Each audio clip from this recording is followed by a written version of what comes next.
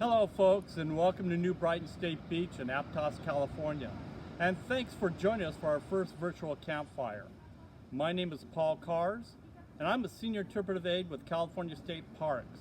Joining us today are Senior Interpretive Aides Ashley Wemp, Ravina Hasselbach, and Carolina Mejia. You're probably watching from home, sheltering in place because of COVID-19. I want to take a moment to appreciate and thank you for doing your part while we are all in this together. If you're looking for updates about the responses to COVID-19, I invite you to check out California State Parks webpage, www.parks.ca.gov, and you'll find updated information about access and closures. Also on Flatten the Curve, you'll find some suggestions and precautions when you go out in nature. But before we start the evening of campfire festivities, let's take a moment to acknowledge that New Brighton State Beach sits on the land of the Waswas-speaking tribes called Aptos, Soquel, and Zayani, who were the original stewards of this region. We would like to recognize the indigenous people past and present, give our appreciation for the opportunities to teach, work, live, learn, and steward on their traditional homelands. Now, what I'd like you to do is raise your hand if this is the first time that you've visited New Brighton. Okay, now raise your hand if you've been here maybe more than twice. How about 3 times? How about 10 times? Well, let us know where you're tuning in from when you send comments to us from on Facebook and on YouTube. So on the comments, be sure to tell us that where you're visiting from. How many of you are from Santa Cruz County? I bet there's some of you from San Francisco, and I bet there's a whole bunch of you from Sacramento. How many are from Los Angeles? Who's from Minneapolis? Who's from New York? Who's from Idaho? Again, drop us a comment and a like and let us know where you're from. And when you tune in for our next one, we'll be able to make shout outs to you. Now, wherever you're from, we're going to have Carolina, who's going to test your knowledge with a game about our state animals, insects, and plants. Okay. Hi guys, my name is Carolina Mejia, and we're going to play some California State trivia. In my hands, I have some stickers with some California State representatives of animals and plants, and we're going to play a little game. The first one is California State mammal. Grizzly bear. Skunk. Human.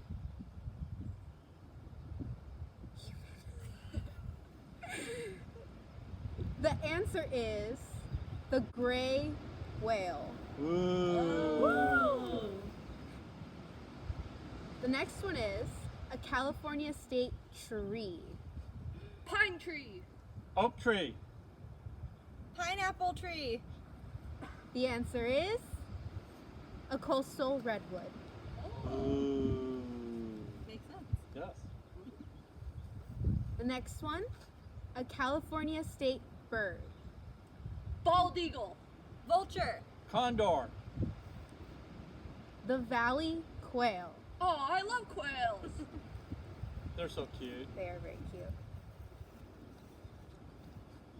The California State flower. Bird of paradise.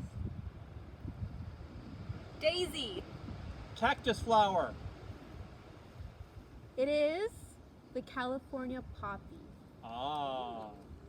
And the very last one is the California State reptile. Alligator. Rattlesnake. Lizard. And the answer is the desert tortoise. Ah. These are all our California State animals and plants. Thank you for playing, guys. Hi everyone, my name is Ashley Wemp, and we're going to be singing a song together. And I know many of us are staying home and trying to figure out how to get some exercise. So we're going to be singing a song with some movement. And that song is My Bonnie Lies Over the Ocean. And what we're going to do is for every word that starts with the letter B, we're going to either stand up or sit down. And so we're going to sing through it once slowly so we get the hang of it, and then we're going to speed it up again. So let's go ahead and sing the song. Alright, so on the count of 3, we're going to start singing. So, 1, 2, 3. My body lies over the ocean. My body lies over the sea.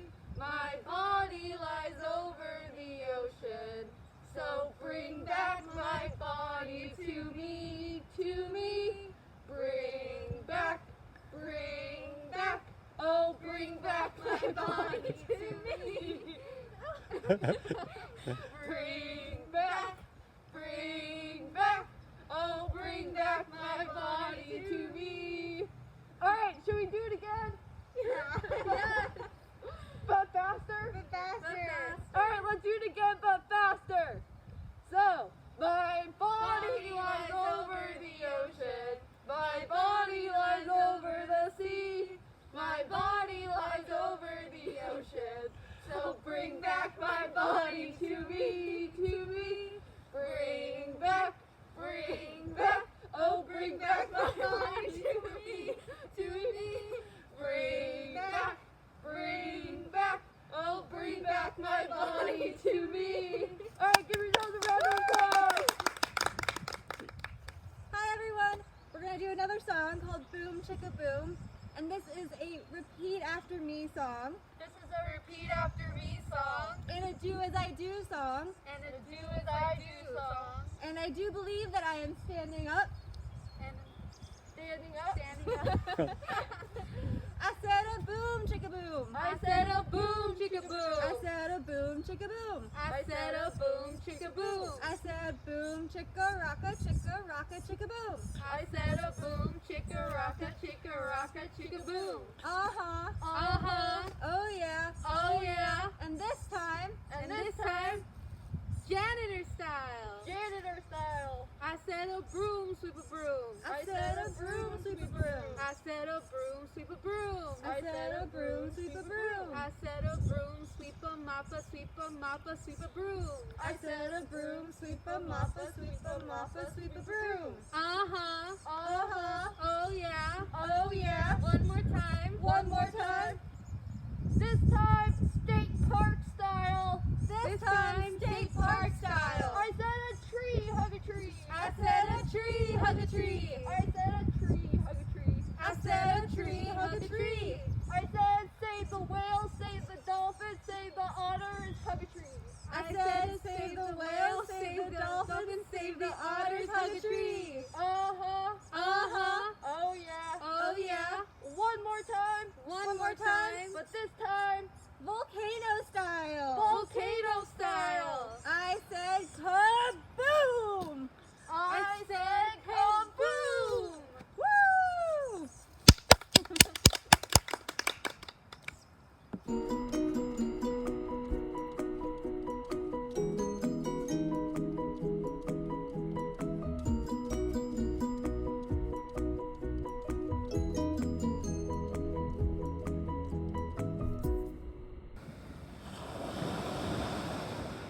Ladies and gentlemen and kids, today we have a special guest who's come all the way from Elkhorn Slough, swam up here to New Brighton Beach and play around in the seaweed and has decided to come out and meet with you. Let's welcome Otis the otter! Yay! Hi everyone! Thank you, Paul, for that amazing introduction. Like he said, my name is Otis, and I came all the way from Elkhorn Slough, which is a pretty far, it's about a half-hour drive from where I am right now. So it took a few hours to swim up here. Fortunately, I didn't see any great whites along my way up here. So, I just want to talk to you all just a little bit about otters and how sea otters have made a wonderful recovery. So, a long time ago, otters were once hunted for their fur. Now you can see right here that I have my fur coat on, and I am actually a marine mammal. And so, like other marine mammals like your seals and sea lions, they have a thick layer of blubber or fat. But as a sea otter, I have this thick fur coat.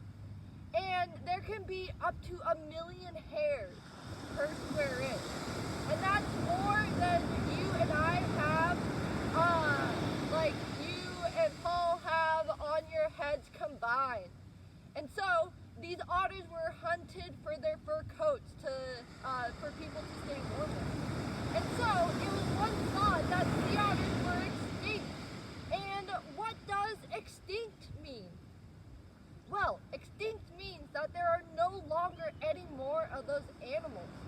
But a little south of here in Big Sur, there was a group of about 30 otters that was found, and they were hanging out in a group called a raft. And sea otters aren't very good at social distancing. They like to hang out in big clumps of people. And so I swam up here, so I'm practicing those social distancing rules. And so, what do otters eat? What do I enjoy? I can't go to the grocery store, pick up that piece of pizza or that piece of fruit. I have to dive into the waves and catch my food. And so, sea otters are one of those animals that use tools. And so, I'll carry around in my extra layer of skin under my armpit my favorite rock. And so, this rock is used to crack open shells. So this is a clam shell. And so, what I'll do is I'll lay on my back and use a rock to break open the shell. And then I'll eat all the delicious insides of a clam or mussels, or maybe if I'm lucky, I'll get a sea urchin. And sea urchins are really spiky, and so it's very important that I crack it open so I don't eat all those spines. When I'm done eating, I just roll over and tumble in the waves and blow air into my fur coat, and that adds another layer of warmth to my body.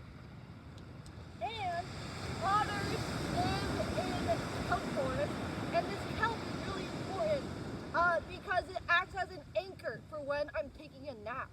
And so I'll wrap myself up in that kelp and have a nice afternoon siesta. And when I'm done taking a nap, I wake up hungry, like I'm sure most of you do, and so I go back down to the depths and get my next meal. And so, sea otters also are very important to kelp forest ecosystems. And in the kelp forest, it acts as a habitat for a whole bunch of different animals, from leopard sharks to the sea urchins I mentioned, and to a bunch of fish as well. And so, sea otters love to eat urchins, and urchins love to eat kelp. And when there are no sea otters in a kelp forest, those urchins eat all of the kelp. And when that kelp dies, there's no habitat for all those other animals to live. And so, sea otters eat those urchins and keep their populations controlled so that the kelp forests stay very diverse, because lots of people come from all over the world to see the kelp forest within the Monterey Bay. And so, sea otters have made a wonderful or miraculous recovery, but what can you do to help sea otters? Well, for one, you can use a reusable water bottle and bring that with you and just fill it up with water so that you're not using those plastic water bottles. Another thing you can do is when you go to the grocery store is use your reusable bag. And it's handy to keep some in the trunk of your car. And another thing is if you go get takeout in a restaurant, you can bring like bamboo silverware or something so that you don't use those plastic utensils. So with that, thank you for learning about sea otters and for having me at your campfire this afternoon. It's time for me to go eat my dinner. I hope to see you all maybe out in the water someday, and until then, see you later.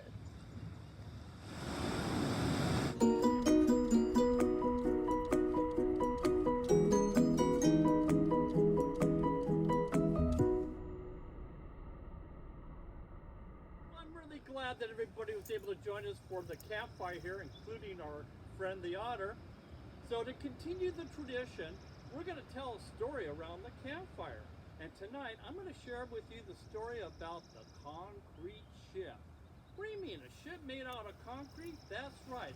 At the end of the pier in Seacliff Beach, there's a ship that's made out of concrete. How can that be? Well, it just so happens all ships built before World War I were built out of wood.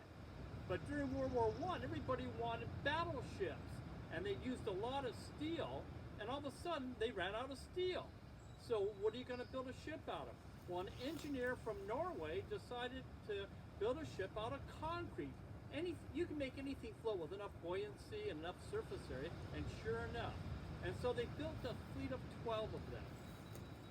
And so they were done right when the war was done. And who wants a concrete ship? So 3 of them sat up in the open area in dock waiting for someone to use them, and nobody wanted them until around 1929 when a group of investors got together and they bought the concrete ship, had it towed down to Seacliff State Beach, had it sunk down into the sand, built a pier onto it, and from 1930 to 1932, it was a party boat. That's right. You could go out there and you could dine, you could dance, the kids would play games, and there was even rumors that after 9 o'clock when they took the kids off a boat, there was people that came out of the hills with boxes of clinking bottles, prohibition. But anyway, 1930 wasn't a very good year to start a new business because that was, the Depression.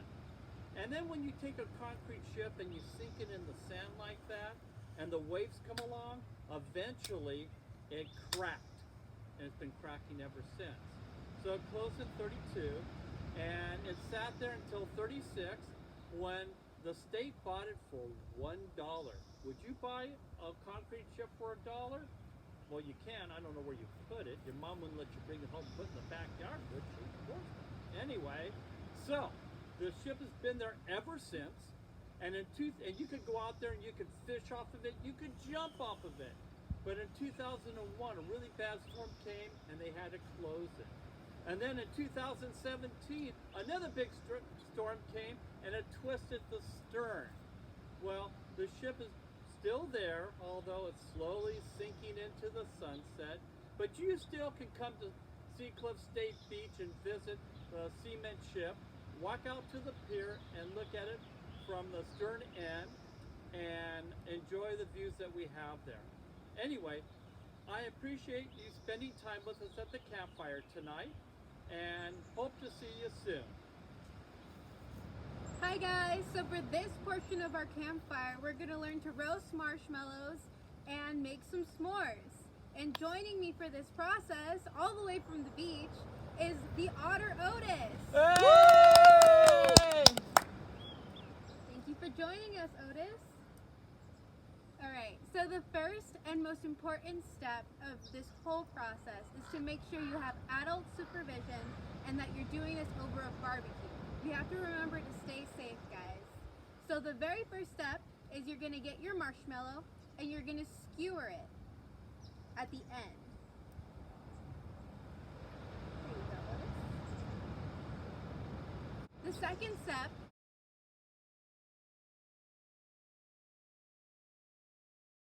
is to make sure that you put the marshmallow right over the heat and you slowly rotate so you have an even cook along the marshmallow.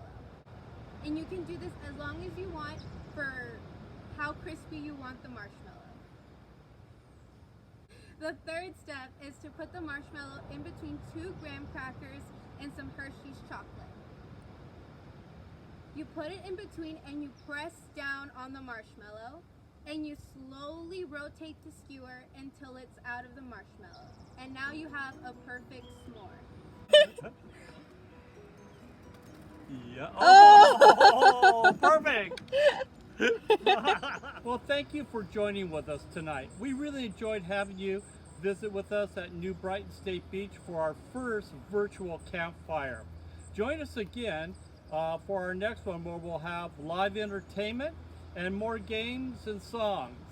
And if you like what we did, be sure to comment back on Facebook. This will also be on the Seacliff State Beach YouTube website. Again, thank you, be safe, and have a nice evening. Oh, good one.